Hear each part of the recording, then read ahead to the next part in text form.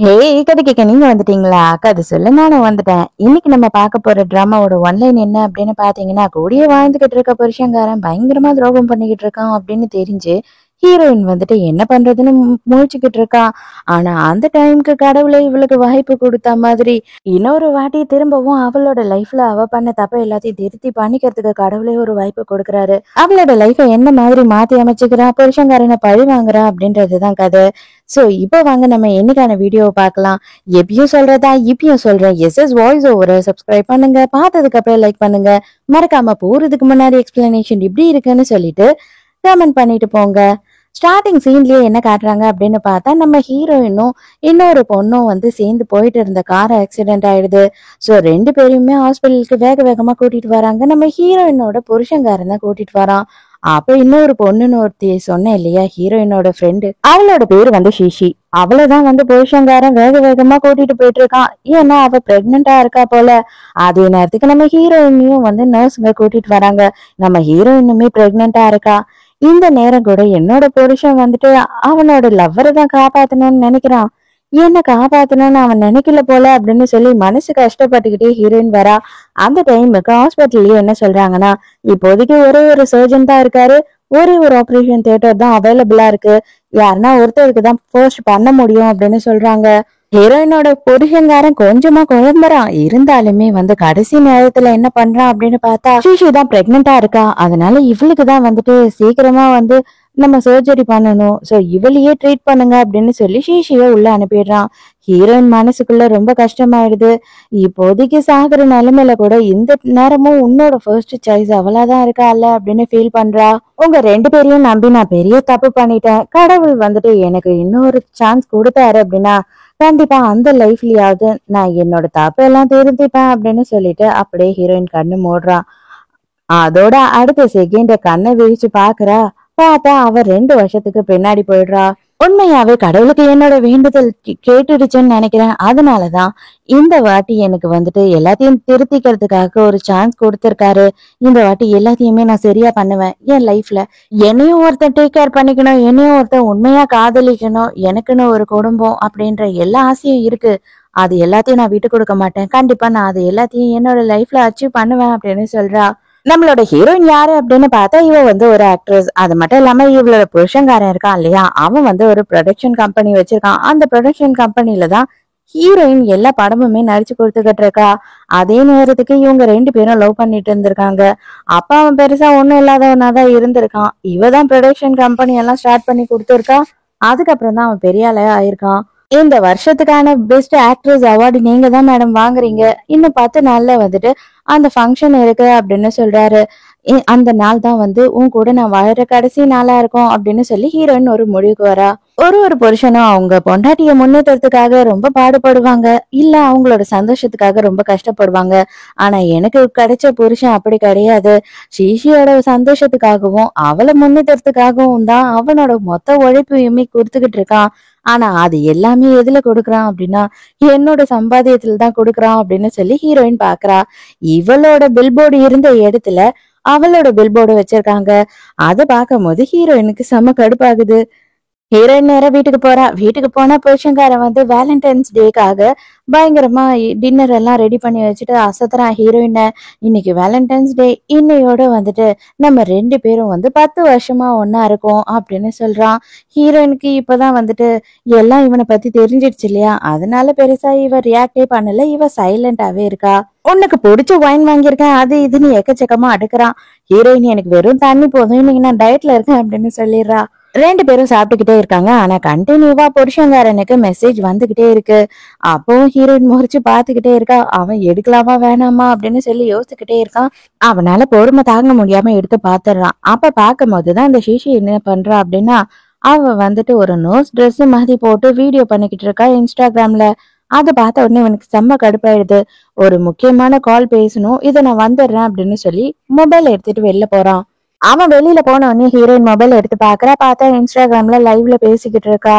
ஐயோ, என்னோட பாய் ஃப்ரெண்ட் இதுல வந்து நீ இந்த ட்ரெஸ்ஸை போட்டுட்டு லைவ் பண்ணக்கூடாதுன்னு சொல்ற வரைக்கும் நான் அவனை வெறுப்பேற்றதுக்காக இதெல்லாம் பண்ணிக்கிட்டு தான் இருப்பேன். வேலண்டைன்ஸ் டே அதுவும் இன்னமும் வேலையில பிஸியா இருக்கான், அவன் இன்னும் என்ன பாக்குறதுக்கே வரல அப்படின்னு சொல்லி அவளோட வியூவர்ஸ் கிட்ட எல்லாம் பேசிக்கிட்டு இருக்கா. கொஞ்ச நேரத்துல வேற ஒரு ஐடியில இருந்து இவளுக்கு வந்து கமெண்ட் வருது, மரியாதையா இந்த ட்ரெஸ் மாத்திட்டு லைவ் பண்ணு, இல்ல அப்படின்னா நான் என்ன பண்ணுவேன்னு தெரியாது, இல்லைன்னா லைவ் ஆஃப் பண்ணிட்டு போய் தூங்கு, நான் கொஞ்ச நேரத்துல வரேன் அப்படின்னு சொல்லி போடுறான். உடனே இவளுக்கு சந்தோஷம் ஆயிடுது. கண்டிப்பா நான் இதுக்கு மேல இந்த லைவை கண்டினியூ பண்ண மாட்டேன். ஏன் அப்படின்னு பார்த்தா, என்னோட பாய் ஃப்ரெண்டுக்கு பிடிக்கல அப்படின்னு சொல்றா.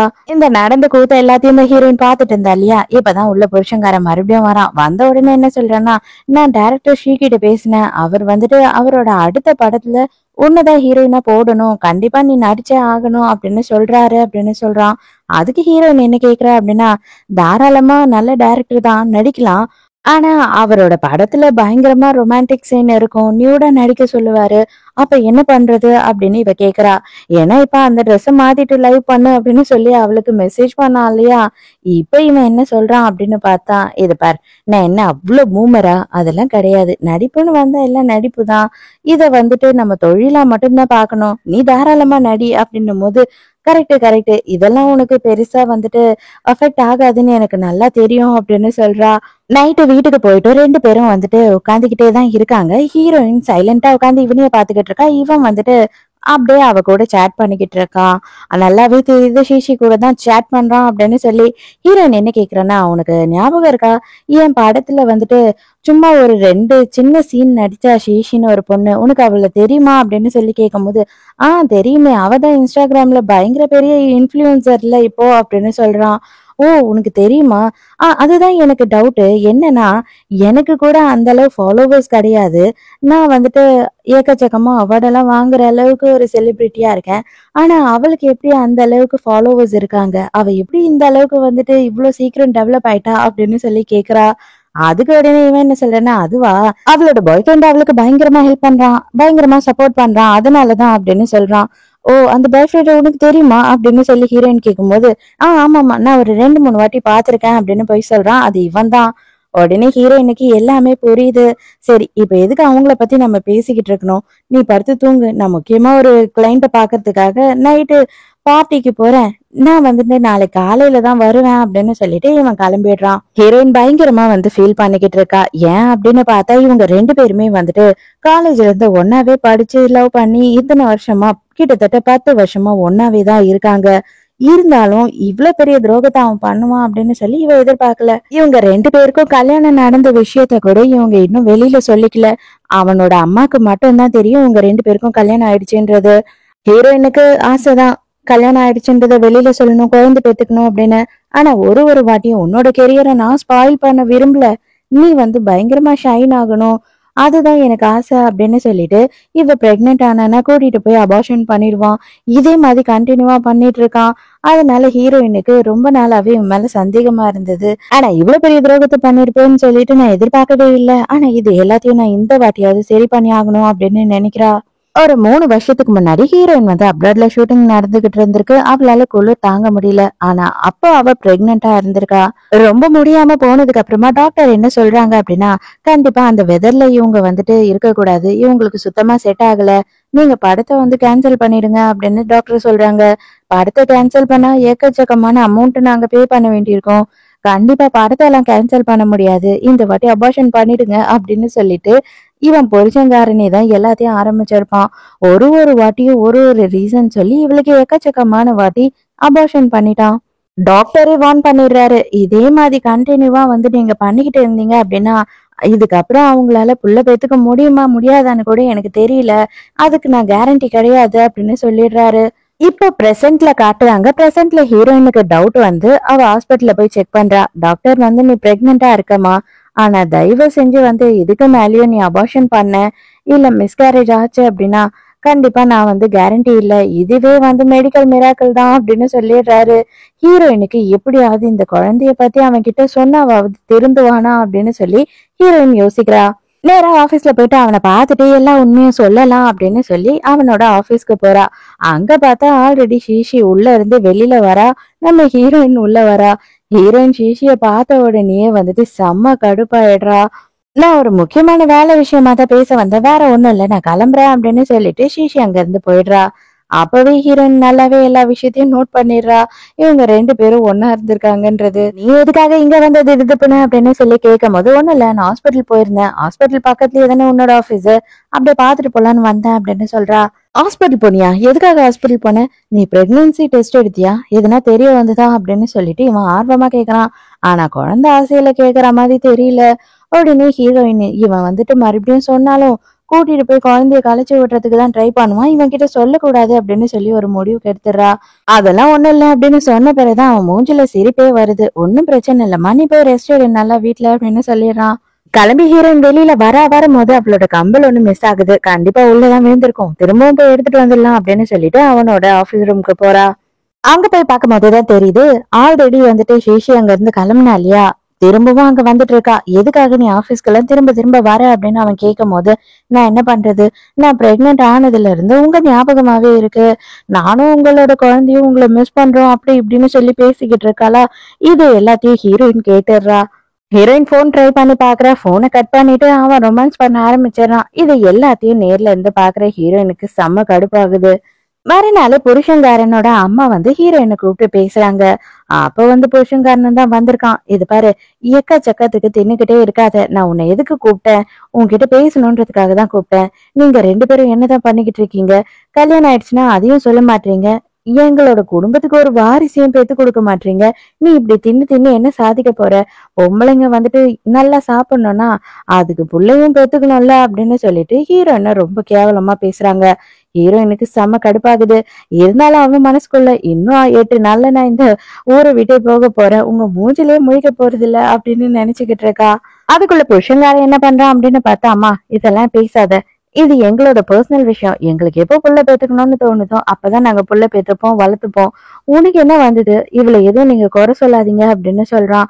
ஹீரோயினுக்கு, ஆமா நீ பேசுறா, என் காசெல்லாம் உனக்கு தேவை, அது வரைக்கும் நீ என்ன வேணாலும் பேசுவ, எப்படி வேணாலும் நடிப்ப, ஆஸ்கார் அவார்டு கொடுற ட்ரம்ப்பே அப்படின்னு கேட்காத குறைய ஹீரோயின் மனசுக்குள்ள புலம்பிக்கிட்டு இருக்கா. அந்த டைம்க்கு ஷீஷி அந்த இடத்துக்கு வரா. ஆன்ட்டி எப்படி இருக்கீங்க, உங்களை பார்த்தே ரொம்ப நாள் ஆகுதுல்ல, நான் அதான் உங்களை பார்த்துட்டு போலான்னு வந்தேன், உங்களுக்கு பிடிச்ச வைன் எல்லாம் வாங்கிட்டு வந்திருக்கேன் அப்படி இப்படின்னு சொல்லிட்டு எப்படியாவது இவளோட அம்மாவை கரெக்ட் பண்ணி கைக்குள்ள வச்சுக்கணும் அப்படின்னு நினைச்சு ஷீஷி இதெல்லாம் பண்ணிக்கிட்டு இருக்கா. ஹீரோயினுக்கு இவளை பார்த்த உடனே வெறுப்பாயிடுது. அதே டைமுக்கு இவனுக்குமே கொஞ்சம் சங்கடமா தான் இருக்கு, இவ எதுக்காக இங்க வந்தா அப்படின்ற மாதிரி.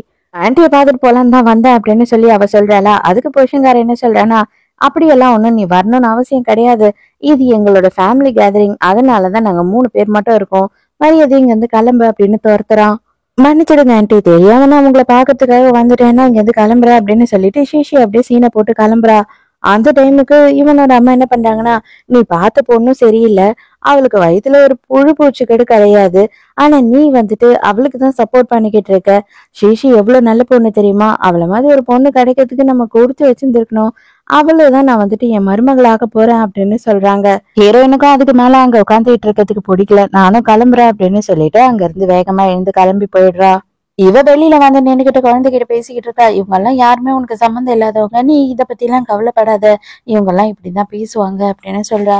ஹீரோயின் வேகமா கோச்சிட்டு வீட்டுக்கு வந்தா இல்லையா, ஆனா அப்பவும் வந்து புருஷன்காரன் வரவே இல்லை. ரொம்ப நேரம் கழிச்சு நடு ராத்திரி போன் பண்றான். கொஞ்சம் சின்ன சின்ன வேலை எல்லாம் இருக்கு, அதெல்லாம் முடிச்சிட்டு நான் ஒரு காலவரில் வரேன் அப்படின்னு சொல்றான். பார்த்தா செம்மையா அவர் வந்து ஷீஷி கூட சேர்ந்து வேலை செஞ்சுக்கிட்டு இருக்காரு பாவம். அதோட மறுநாள் காலையில புருஷன்காரன் திரும்பவும் வீட்டுக்கு வரான். வரும்போது பார்த்தா அவன் மேல போறவன் வந்து அந்த ஷீஷி போட்டிருப்பா இல்லையா பெர்ஃப்யூம், அதோட ஸ்மெல் தான் வருது. அதை பார்த்த உடனே ரொம்ப அருவருப்பாயிடுது ஹீரோயினுக்கு. நான் சரியா தூங்கல, எனக்கு ரொம்ப டயர்டா இருக்கு அப்படின்னு சொல்லிடுறா. இவனுக்கு ஒண்ணுமே புரியல, என்னடா இவ இப்படி அவாய்ட் பண்றாளே அப்படின்ற மாதிரி இவன் குழப்பத்துல நிக்கிறான். இவங்க 2 பேருமே வந்துட்டு ஷாப்பிங்க்கு போறாங்க. ஏன் அப்படின்னு பார்த்தா இவங்க 2 பேரோட வெட்டிங் ஆனிவர்சரி வருது, அதுக்காக ஹீரோயினுக்கு ட்ரெஸ் எடுக்கிறதுக்காக போறாங்க. இந்த மாதிரி செலிபிரிட்டிஸ் எல்லாம் ரொம்ப பிராண்டடா, அது மட்டும் இல்லாம இவங்களுக்குன்னு டிசைன் பண்ண ட்ரெஸ்ஸுங்களை தானே போடுவாங்க. அந்த மாதிரி ஒரு இடத்துல ஹீரோயின் அவளுக்கு பிடிச்ச மாதிரி ஒரு ட்ரெஸ்ஸை டிசைன் பண்ணி வச்சிருக்கா. பார்த்தா அந்த இடத்துக்கு ஷீஷி வந்துடுறா. வந்த உடனே என்ன சொல்றா அப்படின்னு பார்த்தா, எனக்கு ரொம்ப பிடிச்சிருக்கு நீ டிசைன் பண்ண ட்ரெஸ், நான் வந்து இப்ப பிரெக்னெண்டா இருக்கேன், என்னால இன்னும் கொஞ்ச நாள் ஆச்சுன்னா இந்த ட்ரெஸ் போட முடியுமான்னு தெரியல, எனக்கு இந்த ட்ரெஸ்ஸை நீ கொடுக்க முடியுமா அப்படின்னு சொல்லி கேக்குற. ஹீரோயினுக்கு கோவமா வருது. அப்ப உடனே வந்துட்டு இவன் புருஷன்காரன் என்ன பண்றானா, இல்ல இல்ல அவ ரொம்ப ஆசையா அதை டிசைன் பண்ணிருக்கா அப்படின்னு சொல்றான். உடனே ரொம்ப பாவம் போல வயித்துல கைய வச்சுக்கிட்டு, இதுக்கு அப்புறம் என்னால இப்படி போட முடியுமான்னு தெரியல அப்படின்னு சொல்லி சீன் எல்லாம் போடுறா. ஹீரோயினுக்கு செம்ம ஆத்திரம் வருது. எப்படியெல்லாம் பிளாக்மெயில் பண்றா பாரு அப்படின்ட்டு. உடனே கொஞ்ச நேரத்துல புருஷன்காரனும் என்ன பண்றான்னா, ஆமா பாவம் என்ன பண்றது, நீ வேற எதுனா ஒண்ணு எடுத்துக்கோ, அவ பிரெக்னெண்டா இருக்கா, ஆசைப்படுறா, அதனால இது அவளுக்கே கொடுத்துடலாம் அப்படின்னு சொல்லிடுறான். ஹீரோயினுக்கு செம கடுப்பாயிட்டு அப்படியே தலையெல்லாம் சுத்தி அங்க மயக்கடிச்சு விழுந்துடுறா. ஹீரோயின் அதோட கண்ணை திறந்து பாக்குறா. ஹாஸ்பிட்டல்ல இருக்கா. புருஷன்கார பக்கத்துல உட்காந்துக்கிட்டு இருக்கான். நீ பிரெக்னெண்டா இருக்க அப்படின்னு சொல்றான். அதுவும் அவன் மூஞ்செல்லாம் ரொம்ப சோகமா வச்சுக்கிட்டு இருக்கான். ஐயோ போச்சு போச்சு, இவனுக்கு தெரிஞ்சு போச்சு, இப்ப எப்படியாவது நம்மளோட குழந்தைய கொல்லத்துக்கு பாப்பானே, என்ன பண்றது அப்படின்னு சொல்லிட்டு ஹீரோயின் ரொம்ப பதட்டமா இருக்கா. அந்த டைமுக்கு இவன் எதிர்பார்க்காத மாதிரி என்ன சொல்றான்னா, எனக்கு ரொம்ப சந்தோஷமா இருக்கு, இந்த வாட்டி நம்ம கண்டிப்பா வந்து இந்த குழந்தைய பெத்துக்கலாம் அப்படின்னு சொல்றான். அவனுக்கு எதனா சாப்பிடறதுக்கு வாங்கிட்டு வரேன் அப்படின்னு சொல்லிட்டு அங்க இருந்து புருஷன்காரன் போயிடுறான். இவ வந்துட்டு இந்த வாட்டியாவது அவன் மனசு மாறிடுவான்னு நினைக்கிறேன், உண்மையாவே உன்னையும் என்னையும் இனிமே இவர் பார்த்துப்பாரு கண்டிப்பா அப்படின்னு சொல்லி இவனுக்கு ஒரே ஒரு சான்ஸ் கொடுக்கலாம் அப்படின்னு நினைக்கிறா. அந்த டைமுக்கு ஷிஷி அந்த இடத்துக்கு வரா. ஒரே நேரத்துக்கு நம்ம ரெண்டு பேருமே பிரெக்னெண்டா இருக்கோம், நான் உன்னை கங்க்ராச்சுலேஷன் சொல்லலைன்னா எப்படி, நம்ம ரெண்டு பேரும் எவ்வளவு க்ளோஸ் ஃப்ரெண்ட்ஸ் அப்படின்னு சொல்றா. ஹீரோயினுக்கு அடியே நீ ஏண்டி இங்க வந்து தொலைஞ்சுன்ற மாதிரி வெறுப்பா இருக்கு.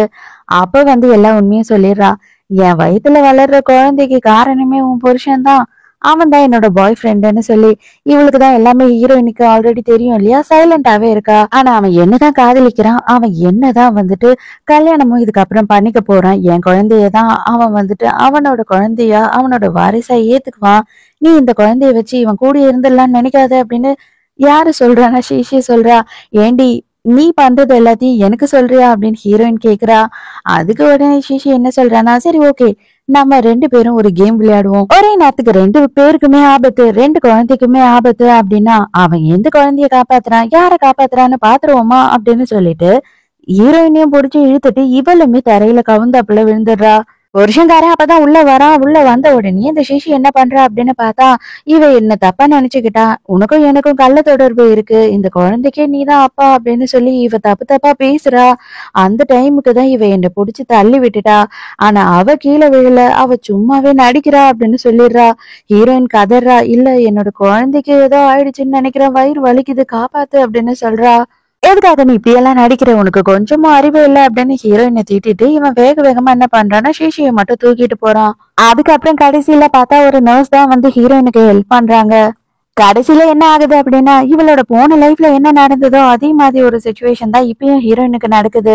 அப்ப வந்து புருஷன்காரன் இப்பயாவது நம்மள சூஸ் பண்ணுவானா அப்படின்னு பார்க்கும்போது, இல்ல இல்ல ஷீஷிக்கு வந்து ஃபர்ஸ்ட் ட்ரீட்மெண்ட் கொடுங்க, அவன் நடிச்சுக்கிட்டு இருக்கான் அப்படின்னு சொல்லிடுறான். ஒரு வழியா ஷீஷியோட குழந்தையையும் ஷீஷியையும் காப்பாத்திட்டோம் அப்படின்னு சொல்லிடுறாங்க டாக்டர். அதுக்கப்புறம் தான் ஹீரோயினை போய் பாக்குறாங்க டாக்டர். ஹீரோயினை வந்து பார்த்த உடனே வந்து என்ன மன்னிச்சிடுமா, குழந்தைய காப்பாத்த முடியாது, இதுக்கப்புறமா வந்துட்டு நீ பிரெக்னென்ட் ஆகுறதே கஷ்டம், நான் ஆல்ரெடி உன்னை வார்ன் பண்ணேன் இல்லையா அப்படின்னு சொல்லிட்டு ஹீரோயினை திட்டிட்டு போறாரு. அதோட ஹாஸ்பிட்டல்ல இருந்து ஹீரோயின் வீட்டுக்கு வந்துடுறா. வீட்டுக்கு வந்து பார்த்தா 5 நாளா வீட்டுக்கு புருஷன் வரவே இல்ல, அவ கூட தான் இன்னும் இருக்கான் போல. கரெக்டா இவ வீட்டுக்குள்ள நுழைஞ்ச உடனே ஷீஷி வந்து இவளுக்கு மெசேஜ் அனுப்புறா. உன்னோட புருஷன்காரன் என் கூட தான் இருக்கான், அவன் வந்துட்டு என்ன பத்திரமா பாத்துக்கிறான், ரொம்ப வந்துட்டு ஆசையா பாத்துக்கிறான், அன்பா பாத்துக்கிறான் என்னையும் குழந்தையும் அப்படின்னு எல்லாம் அனுப்புறாளா. இவளுக்கு செம்ம கடுப்பு. இருந்தாலும் இன்னும் 2 நாள் தானே, இதுக்கப்புறம் நான் இங்க இருக்கவே போறது இல்ல அப்படின்னு நினைக்கிறா. அதோட நைட்டு ரொம்ப லேட்டா தான் வீட்டுக்கு வரான் புருஷன்காரன். வரும்போதே ஃபுல் போதையில வரான். உங்களுக்கு உடம்பு சரியில்லை இல்லையா, அதனாலதான் நாங்க ரெண்டு பேரும் வந்துட்டு பார்ட்டிக்கு போக வேண்டியதாயிடுச்சு, இவருக்கு யார கூட்டிட்டு போறதுன்னே தெரியல, அதனாலதான் என்ன கூட்டிட்டு போனாரு அப்படி இப்படின்னு கதையெல்லாம் சொல்றா. சரி எல்லா கதையும் முடிச்சிட்டல, கிளம்பு உங்க வீட்டுக்கு அப்படின்னு ஹீரோயின் அசிங்கப்படுத்திடுறா. இப்ப வரைக்குமோ வந்து குழந்தை சேர்த்து போனது கூட இவனுக்கு எதுவுமே தெரியல. இவன் வந்துட்டு பாரு, உனக்காக தான் நான் இந்த நெக்லஸே வாங்கிட்டு வந்தேன் அப்படி இப்படின்னு சொல்லிக்கிட்டு இருக்கான் ஹீரோயினை சமாதானப்படுத்துறதுக்கு. ஹீரோயின் என்ன சொல்றானா, நானுமே வந்துட்டு உனக்கு ஒரு gift வச்சிருக்கேன் அப்படின்னு சொல்றா. ஆனா அது இப்ப பார்க்க கூடாது, 2 நாள் கழிச்சு உன்னோட ஸ்டடி ரூம்ல வச்சிருக்கேன், அங்க போய் பாரு அப்படின்னு சொல்லிடுறா. ஹீரோயின் வெயிட் பண்ணிட்டு இருந்த நாளுமே வந்துருச்சு. அதாவது ஹீரோயினுக்கு அவார்ட் கிடைக்க போகுது. இன்னையோட இவனோட லைஃபை விட்டு ஹீரோயின் வந்து கிளம்பி நிம்மதியா போய் ஒரு வாழ்க்கைய வாழ போறா. அவார்டை வாங்கிட்டு எல்லாருக்கும் தேங்க்ஸ் சொல்லிட்டு ஹீரோயின் கடைசியா என்ன சொல்லிடுறா அப்படின்னு பார்த்தா, இதோட நான் இனிமே நடிக்க மாட்டேன் அப்படின்னு சொல்லிட்டு அவளோட ரிட்டையர்மெண்ட்டை சொல்லிடுறா. அவ்வளவுதான், எல்லாரும் செம்ம ஷாக்கு. இவனுக்கு அவ்வளவுதான், தலைமையில இடி விழுந்த மாதிரி ஆயிடுது. ஐயையோ போச்சே, எல்லா பணமும் போச்சேன்ற மாதிரி முழிக்கிறான். எதுக்காக நீ வந்துட்டு என்கிட்ட இதை பத்தி டிஸ்கஸ் பண்ணாம டைரக்டா ஸ்டேஜ்ல போய் சொன்ன அப்படின்னு புருஷன்காரன் கேக்குறான். ஏன்னா எனக்கு ரொம்ப டயர்டா இருக்கு, என்னால இதுக்கு மேல இதை பண்ண முடியாது அப்படின்னு சொல்லிடுறா. சரி வா நம்ம வந்துட்டு டின்னர் சாப்பிட்டுக்கிட்டே பேசலாம் அப்படின்னு கூப்பிடுறான். அப்ப அங்க வந்து ரிஷி என்ன பண்றேன்னா, ஐயையோ! ப்ளீஸ் எனக்கு வந்து வயிறெல்லாம் ரொம்ப வலிக்குது. எனக்கு ஹெல்ப் பண்ணுங்களேன். எனக்கு ஹாஸ்பிட்டல் போணும் அப்டின்னும்போது, உடனே புருஷன்காரனோட மைண்ட் மாறிடுது. நீ வீட்டுக்கு போ. வீட்டுக்கு வந்து நான் பேசுறேன். இவள நான் ஹாஸ்பிட்டல் கூட்டிட்டு போறேன் அப்டின்னு சொல்லிட்டு ஷிஷிய ஹாஸ்பிட்டல் கூட்டிட்டு போயிடுறான். நீ இப்ப என் கூடயே வந்திருந்தன்னா கூட நான் உன்ன பாதியில விட்டுட்டு தான்டா போயிருப்பேன். எங்க வேணா போய்க்கோ. எனக்கு எத பத்தியும் கவல இல்ல அப்டின்னு சொல்லிட்டு ஹீரோயின் கிளம்பிடுறா. ஹீரோயின் அவ்வளவுதான். அவளோட புது லைஃப வாழறதுக்காக முடிவு எடுத்துட்டா. அவளோட பழைய நம்பர், சிம் கார்டு, மொபைல் எல்லாத்தையும் தூக்கி கடைசிட்டு குப்பை தொட்டில போட்டுட்டு போயிடுறா. அதோட மறுநாள் வந்துட்டு இவன் காலையில தேடி பாக்குறான். வீடு போறான். ஹீரோயின் இல்ல அப்படின்ற விஷயம் தெரியுது. போன் பண்ணி பாக்குறான். பார்த்தா நம்பர் ஒர்க் ஆகல. அதுக்கப்புறம் தான் வந்துட்டு அந்த கிஃப்ட்ன்னு சொன்னா இல்லையா, அத போய் எடுத்து பார்க்கும்போது அவ அனுப்புன மெசேஜஸ், அவ அனுப்புன போட்டோஸ் எல்லாத்தையும் வந்து ஹீரோயின் எடுத்து வச்சிருக்கா. டிவோர்ஸ் பேப்பரையும் சைன் பண்ணி வச்சுட்டு போயிட்டு இருக்கா. இது எல்லாமே ஹீரோயினுக்கு தெரிஞ்சிருக்கு ஆல்ரெடி. அப்பயும் நம்ம கூட வாழ்ந்திருக்கான்றத யோசிக்கும் போது இவனுக்கு ரொம்ப அசிங்கமா இருக்கு. ஆல்ரெடி ஹீரோயினை காணோம் அப்படின்ற டென்ஷன்ல இருக்கானா, அந்த டைமுக்கு இவனோட கம்பெனில என்ன பிரச்சனை ஆயிடுச்சுன்னா, பாதியிலேயே அவ எல்லா படத்தையும் விட்டுட்டு போயிட்டா. இனிமே நடிக்கவும் மாட்டேன்னு சொல்லிட்டா இல்லையா. எல்லாருமே வந்து இப்போ அவங்க கிட்ட கொடுத்த காசை கேட்கறது மட்டும் இல்லாம ஃபைனாவும் எக்கச்சக்கமா பணத்தை கேக்குறாங்க. இவனுக்கு என்ன பண்றதுன்னே தெரியல. சிஷி என்ன பண்றா அப்படின்னு பார்த்தா, காலையில இருந்து நீங்க எதுவுமே சாப்பிடல, கொஞ்சமா சாப்பிடுங்க அப்படின்னு சொல்றா. இவனுக்கு செம கடுப்பு. இன்னும் இவன் கேட்கவே இல்லை இவகிட்ட. நீ எதுக்காக எல்லாத்தையும் வந்து நீயே அவகிட்ட சொன்ன? எதுக்காக நம்மளோட போட்டோஸ் எல்லாத்தையும் அவகிட்ட அனுப்புன அப்படின்னு சொல்லி இப்பதான் கேக்குறான். ஆமா உண்மைதான். நான் தான் அதை எல்லாத்தையுமே பண்ணேன். ஏன்னா எனக்கும் என்னோட பிள்ளைக்கும் வந்து உன்னோட இனிஷியல கடைசி வரைக்கும் கொடுக்கவே வேணாம் அப்படின்னு நீ நினைச்சியா என்ன? கண்டிப்பா அதுக்கு நான் வந்து வழியே உனக்கு விட மாட்டேன். நீ வந்து என் கூட தான் வாழ்ந்தாகணும். நீ என்னோட புள்ளைக்கு தான் அப்பாவா இருந்தாகணும் அப்படின்னு சொல்றா. என்ன நீ ரொம்ப ஏமாத்திட்ட. எனக்கு ரொம்ப அசிங்கத்தை உண்டாக்கிட்ட. என்ன ஆனாலும் சரி உன்னை நான் கல்யாணம் மட்டும் பண்ண மாட்டேன் அப்படின்னு சொல்லிடுறான். வீட்டுக்கு போயிட்டு எல்லாத்தையும் நினைச்சு பார்த்து பயங்கரமா ஃபீல் பண்ணி அழுதுகிட்டு இருக்கான். அவனை பொறுத்த வரைக்கும் அவ எல்லா விஷயமும் தெரிஞ்சு எதுவும் கேட்காம கூடியே இருந்தா இல்லையா, ஐயோ அது எவ்வளவு அசிங்கமா இருக்கும். நமக்கு மனசுக்குள்ள எவ்வளவு அவ கஷ்டப்பட்டிருப்பா அப்படின்னு இப்பதான் அவன் உணர்றான். அதோட 7 மாசம் கழிச்சு காட்டுறாங்க. இப்ப ஷீஷி என்ன பண்றா அப்படின்னா, புருஷங்காரனோட அம்மா கிட்டயே போயிட்டு சொல்லிடுறா, நான் பிரெக்னெண்டா இருக்கேன். இது எல்லாத்துக்கும் காரணம் உங்க பையன் தான். இது உங்க குடும்ப வாரிசு அப்படின்னு சொல்லிடுறா. இவனுக்கு செம்ம கடுப்பாகுது. யாரு கேட்டு இங்க வந்த? எதுக்காக இதெல்லாம் அவங்க கிட்ட சொல்ற அப்படின்னும் போது, டேய் எனக்கு ஆல்ரெடி இந்த பொண்ணை தாண்டா பிடிச்சிருந்தது. இப்ப நம்ம குடும்ப வாரிசையும் இவ வயித்துல சுமக்கிறான்றப்ப எனக்கு சந்தோஷமா இருக்கு அப்படின்னு சொல்றாங்க. நீங்க கனவு வேண்டா கண்டுக்கோங்க. ஆனா நான் அவளை கல்யாணம் எல்லாம் பண்ண மாட்டேன் அப்படின்னு சொல்லிடுறான். நீ கவலைப்படாத, எப்படியாவது அவனை நான் சம்மதிக்க வைப்பேன் அப்படின்னு சொல்லிட்டு இவளுக்கு ப்ராமிஸ் பண்றாங்க. அதோட 7 வருஷம் கழிச்சு காட்டுறாங்க. நியூயார்க்ல தான் நம்ம ஹீரோயின் இருக்கா. நம்ம ஹீரோயின் கூட லூகாஸ்ன்னு சொல்லிட்டு ஹீரோயினோட பாய் ஃப்ரெண்ட் இருக்கான். இவங்க 2 பேருமே டேட் பண்றாங்க. அப்பதான் அவன் என்ன கேக்குறான்னா, நீ எப்பதான் என்ன கல்யாணம் பண்ணுவ? ஏன் உனக்கு சுத்தமாவே கல்யாணத்துக்குள்ள நம்பிக்கையே இல்லாம போயிடுச்சா அப்படின்னு கேக்குறான். ஆல்ரெடி இவங்க 2 பேருமே ஃப்ரெண்ட்ஸ். அது எப்படி அப்படின்னு பார்த்தா, நம்ம ஹீரோயினுக்கு ஒரு டிசைனர் இருந்தார் இல்லையா, அந்த டிசைனரே இவர் தான். எனக்கு இன்னமும் நம்பிக்கை வரல அப்படின்னு சொல்லும் போது, கவலைப்படாத, இன்னும் எவ்வளவு நாள் வேணாலும் நான் வெயிட் பண்ணுவேன் உனக்காக அப்படின்னு சொல்றான். அப்பதான் பிளாஷ்பேக்கை காட்டுறாங்க. ஆக்சுவலா என்ன ஆயிருக்கு அப்படின்னு பார்த்தா, நம்ம ஹீரோயினுக்கு ஃபர்ஸ்ட் கல்யாணம் நடந்திருக்கோம் இல்லையா, அப்ப அந்த வெட்டிங் அப்பவே வந்து இவன் சொல்லியிருப்பான், உனக்கு வந்துட்டு டேஸ்ட் எல்லாம் ரொம்ப நல்லாதான் இருக்கு. ஆனா உனக்கு பையனுங்களை செலக்ட் பண்றதுல டேலண்டே இல்ல. நீ தப்பான ஆளை செலக்ட் பண்ணிட்ட. ஆனா இது நான் சொன்னாலும் நீ ஏத்துக்க மாட்டேன்னு தெரியும் அப்படின்னும் போது, இது பாரு அவரை பத்தி இந்த மாதிரிலாம் பேசாத. நீ என் ஃப்ரெண்டுன்றதுக்காக என்ன வேணா கேட்டுட்டு இருப்பேன்றது கிடையாது அப்படின்னு சொல்லிடுறா. இவங்க 2 பேருமே ஒரு ப்ராஜெக்ட் விஷயமா சைனாக்கு வராங்க. சைனாக்கு வந்த உடனேயாவது நீ என்ன கல்யாணம் பண்ணிக்கிறதுக்கு சம்மதிப்பியா அப்படின்னு சொல்லிட்டு இவன் மறுபடியும் ப்ரொபோஸ் பண்றான். ஹீரோயினுக்கும் வந்துட்டு மனசு கொஞ்சம் கொஞ்சமா மாறுது. அவளும் வந்துட்டு ஏத்துக்கலாம் அப்படின்னு நினைக்கிறா. அந்த டைமுக்கு ஒரு குட்டி பொண்ணு அங்க நடுவுல ஓடி வந்துடுறா. யார்மா நீ? என்ன ஆச்சு? எங்க உன்னோட அப்பா அம்மா அப்படின்னு சொல்லி ஹீரோயின் கேட்டுக்கிட்டு இருக்கா. அப்ப ஷீஷே தான் அந்த இடத்துக்கு வரா. வந்த உடனேயே வந்து இந்த குட்டி பொண்ணை புடிச்சு அடி அடின்னு அடிக்கிறா. எதுக்காக இப்படி பண்ற பைத்தியமே? என்னால வந்துட்டு உன்னை வச்சுட்டு சமாளிக்கவே முடியல அப்படி இப்படின்னு சொல்லிட்டு செம்மையா அடிச்சுக்கிட்டு இருக்கா. அதுக்கப்புறம் தான் அவ ஹீரோயினையே கவனிக்கிறா. ஹீரோயினை பார்த்த உடனே, என்னது நீயா? நீ திரும்பவும் வந்துட்டியா? இது பார், அவனுக்கும் எனக்கும் கல்யாணம் ஆயிடுச்சு. நாங்க குடும்பமா நிம்மதியா நல்லா வாழ்ந்துகிட்டு இருக்கோம். உனக்கு திரும்பவும் வந்தாலும் அவனோட லைஃப்ல இடம் கிடையாது. தயவு செஞ்சு எங்களோட நிம்மதியை கெடுத்துறாத அப்படின்னு சொல்லிட்டு குழந்தைய கூட்டிட்டு அங்க இருந்து போயிடுறா. வடிவேலு ஒரு காமெடியில சொல்லுவார் இல்லையா, நான் ஏன்டா நடுராத்திரி சுடுகாட்டுக்கு போனோம் அப்படின்ற மாதிரி. திரும்பவும் எவ்வளவு ஒருத்தி இந்த லைஃபையே தேடி போனானா அவள மாதிரி ஒரு முட்டாள் வேற யாருமே இல்ல. இப்பெல்லாம் பாய் ஃப்ரெண்ட் என்ன சொல்றானா, இந்த வாட்டியாவது நீ என்ன அக்செப்ட் பண்ணிப்ப அப்படின்னு நினைச்சேன். ஆனா எல்லாமே சொதுப்பிடுச்சு. ஆனா அடுத்த வாட்டி பர்ஃபெக்டான டைமிங்ல நான் வந்து உனக்கு ப்ரொபோஸ் பண்ணுவேன் அப்படின்னு சொல்றான். இவளோட குழந்தைக்கு ஆட்டிசம் போல, அதனால அந்த குழந்தை சரியா பேச மாட்டுது. அவளால சரியா எதுவும் செய்ய முடியல. அந்த வெறுப்பை எல்லாத்தையும் இந்த குழந்தை மேலேயே இவ காட்டுறா. நீ நல்லபடியா பொறந்திருந்தா கூட என்னோட லைஃப் நல்லா இருந்திருக்கும். ஆனா உங்க அப்பா என்னை இன்னும் கல்யாணமே பண்ணல. தயவு செஞ்சு நீ எங்கனா போய் செத்து போயிடு அப்படி இப்படின்னு சொல்லிட்டு குழந்தைய போட்டு அடிக்கிறா. அந்த டைம்க்கு தற்செயலா குழந்தைய பாக்குறதுக்காக நம்ம ஹீரோயினோட புருஷங்காரன் வரான்.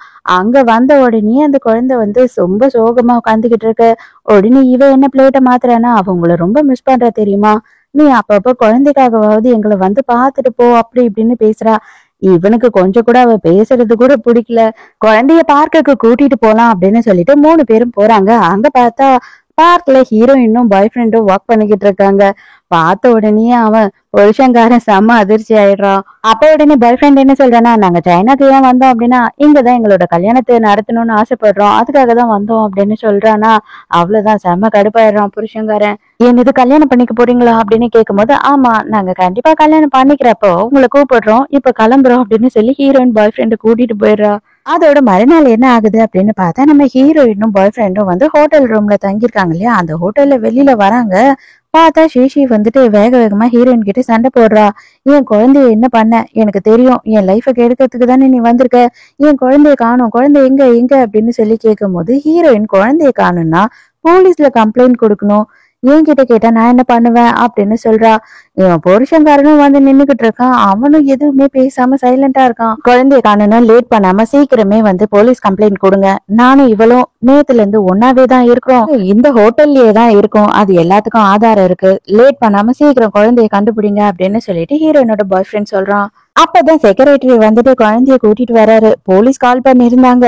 இந்த குழந்தையோட கை வாய் எல்லாத்தையும் கட்டி ஏரியில போட்டு இருந்தாங்களாம். போலீஸ் தான் காப்பாத்தி இருக்காங்க அப்படின்னு சொல்லி குழந்தைய தூக்கிட்டு கொடுக்குறாரு. யாருமா இதெல்லாம் பண்ணது அப்படின்னு சொல்லி கேட்கும் போது, வேக வேகமா ஹீரோயினை போய் கட்டி பிடிச்சிட்டு அந்த குழந்தை நின்னுக்கிறா. அப்போ உடனே ஷீஷி என்ன சொல்றா, பாத்தீங்களா பாத்தீங்களா இவதான் அப்படின்னு சொல்றா. அப்படின்னும் போது ஆர்டிசம் குழந்தைங்க எல்லாரும் எல்லாம் நம்ப மாட்டாங்க, அவங்களுக்கு ஒரு சிலர் மேல மட்டும்தான் நம்பிக்கை வரும், இவ நம்பிக்கையில தான் என்ன கட்டி பிடிக்கிறா, அவ என்ன அடையாளம் காட்டல அப்படின்னு சொல்லும் போது, அப்பனா நீ எல்லாம் ஒரு அம்மாவா, அந்த குழந்தை அம்மாவை பார்த்த உடனே ரொம்ப பதறி போய் ஓடி அம்மா கிட்ட தானே நிக்கணும், ஆனா உன்கிட்ட வராம என்கிட்ட நிக்குதுன்னா அந்த குழந்தைய நீ எந்த வகையில ட்ரீட் பண்ணிருக்கன்னு தெரியுதா அப்படின்னு சொல்லி கேக்குறா ஹீரோயின். மேடம் மைண்ட் வைஸ்ன்னு நினைச்சு சத்தமா பேசிட்டீங்க அப்படின்ற மாதிரி, நான் என்ன பண்ண சொன்னேன், நீ என்ன பண்ணிக்கிட்டு இருக்க அப்படின்னு குழந்தைகிட்ட போய் கத்திடுறா. எல்லாருக்குமே தெரிய வந்துடுது, இவதான் இந்த குழந்தைய கைய கால கட்டி தண்ணியில போட்டான்ற விஷயம். தயவு செஞ்சு என்ன மன்னிச்சிடு, நான் என்ன பண்றதுன்னு தெரியாம ஏதோ ஒரு முட்டாள்தனத்துல பண்ணிட்டேன், நம்ம இன்னொரு குழந்தை பெத்துக்கலாம், கண்டிப்பா அந்த குழந்தை நல்லபடியா பிறக்கும், அதுவும் ஆம்பளை குழந்தையா பிறக்கும் அப்படி இப்படின்னு சொல்றா. இந்த குழந்தைய வளர்க்கவே உனக்கு துப்பு இல்ல, இவ்வளவு ஒரு நல்ல குழந்தைய உனக்கு போய் கடவுள் கொடுத்தான் பாத்தியா, எல்லாம் ஏன் தப்புதான் அப்படி இப்படின்னு சொல்லி இப்பதான் அவன் அவனோட தப்பு எல்லாத்தையும் உணர்றான். வந்த உடனே என்னோட வாழ்க்கையை சுத்தமா அழிச்சிட்டல, உனக்கெல்லாம் புள்ள பொறக்கவே பொறக்காது, கடவுள் உனக்கு செமையாதான் சபிச்சிருக்காரு, கண்டிப்பா இதுக்கு மேல உனக்கு புள்ள பிறக்க போறது இல்லல்ல, உனக்கு என்ன தெரியும் புள்ளையோட அருமை அப்படின்னு சொல்லிட்டு ஹீரோயினை ரொம்ப கஷ்டப்படுத்துற மாதிரி பேசிடுறா. அதுக்கப்புறம் புருஷங்காரன் என்ன பண்றான்னா, உடனே இவளை போலீஸ்ல புடிச்சு கொடுங்க அப்படின்னு சொல்லிட்டு இவளை போலீஸ்ல புடிச்சு கொடுத்துடுறாங்க.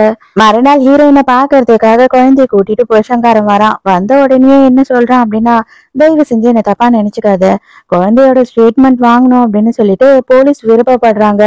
பட் ஆனா அவ யாரையும் நம்பி பேச மாட்றா, அதனாலதான் உன்னால ஹெல்ப் பண்ண முடியுமான்னு கேட்கறதுக்கு வந்திருக்கேன் அப்படின்னு சொல்றான்.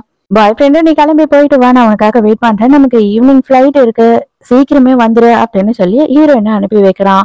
இதெல்லாம் பார்த்து இவன் வயிற்றுச்சல் பாத்துக்கிட்டு இருக்கான். அம்மன் சொல்லிக்கு பிரயோஜனம் இல்ல இதுக்கு மேல அப்படின்னு தான் தோணுது. எல்லாமே என்னோட தப்பு தான், எனக்கு ஒரே ஒரு சான்ஸ் இதுக்கப்புறம் கொடுக்க முடியுமா, நீ நானு குழந்தைன்னு நம்ம 3 பேரும் வாழலாம், என்னை தயவு செஞ்சு மன்னிச்சிடு அப்படின்னு கேட்கறதுக்கு எனக்கு எந்த தகுதியும் இல்லைன்னு எனக்கு தெரியும், இருந்தாலும் நான் கேட்கறேன், என்ன மன்னிச்சிடு அப்படின்னு சொல்றான். நான் கொஞ்சம் நல்லவதான், ஆனா நான் அந்த அளவு நல்லவெல்லாம் இல்ல, உன்னை மன்னிச்சு வாழற அளவுக்கு நான் புத்தரும் கிடையாது, கண்டிப்பா இந்த லைஃப் என்னோட லவ்வர் கூட தான், அவன் தான் எனக்காக வெயிட் பண்ணிக்கிட்டு இருக்கான், இவ்வளவு நாளும் வெயிட் பண்ணான், எனக்கு என்ன தேவையோ அதை எல்லாத்தையும் செஞ்சு கொடுத்தா என்ன ரொம்ப பாசமா பாத்துக்கிட்டான், அவனை மாதிரி என் மேல நம்பிக்கை வைக்கிறதுக்கு கூட ஆள் கிடையாது, திரும்பவும் திரும்பவும் எந்த லைஃபுமே ஒருத்தருக்கு சான்ஸை கொடுத்துக்கிட்டே இருக்காது, கடவுளுக்கு கூட அது பிடிக்காது, நான் உனக்கு சான்ஸ் கொடுத்தேன்னா அந்த கடவுளே என்ன சபிச்ச மாதிரிதான். அதனால உன்னோட லைஃப் என்னவோ நீ அதை பாரு. அந்த குழந்தை உன்னோட குழந்தை, அந்த குழந்தையோட ரெஸ்பான்சிபிலிட்டி உன்னோடது. நீதான் இனிமே அவளை பாத்துக்கணும் அப்படின்னு சொல்லிட்டு ஹீரோயின் அங்க இருந்து கிளம்பிடுறா. திரும்பவும் ஹோட்டல் ரூம்க்கு வர பார்த்தா லவ்வர் அழுதுகிட்டு இருக்கான். ஏன்டா அழுதுகிட்டு இருக்க சின்ன குழந்தை மாதிரி அப்படின்னு கேட்கும் போது, நீ திரும்பவும் வராம போயிடுவியோன்னு நினைச்சேன். நான் எனக்கு ஃபிளைட் டிக்கெட் எல்லாம் புக் பண்ணிட்டேன் அப்படின்னும் போது, ஏய் பைத்தியமா நீ, என் மேல உனக்கு நம்பிக்கை இல்லையா அப்படின்னு சொல்லி கேக்குறா. எனக்கு உன் மேல நம்பிக்கை இல்லாமலாம் இல்ல. ஆனா நான் உன்னை டிசிஷன் எடுக்க சொல்லி ஃபோர்ஸ் பண்ண கூடாதுன்னு நினைச்சேன். இப்பவும் நான் சொல்றேன், உன்னோட முடிவு எதா இருந்தாலும் நான் அதை மதிக்கிறேன், அதை நான் ஏத்துக்குவேன் அப்படின்னு சொல்றான். இனிமே சாகுற வரைக்குமோ நான் உன் கூட தான் இருப்பேன், உன்னை விட்டு எங்கேயுமே போக மாட்டேன் அப்படின்னு சொல்லிட்டு கட்டி பிடிச்சிக்கிறா. இதோடயே இந்த மூவி முடியுது. இந்த மூவி உங்களுக்கு பிடிச்சிருந்ததா? இந்த மூவியை பார்க்கும்போது உங்களோட கருத்து என்ன அப்படின்றத மறக்காம எனக்கு கமெண்ட்ல சொல்லுங்க. சோ நாளைக்கு மறக்காம கதை கேட்க வந்துருங்க. நானும் மறக்காம கதை சொல்ல வந்துடுறேன். பாய்.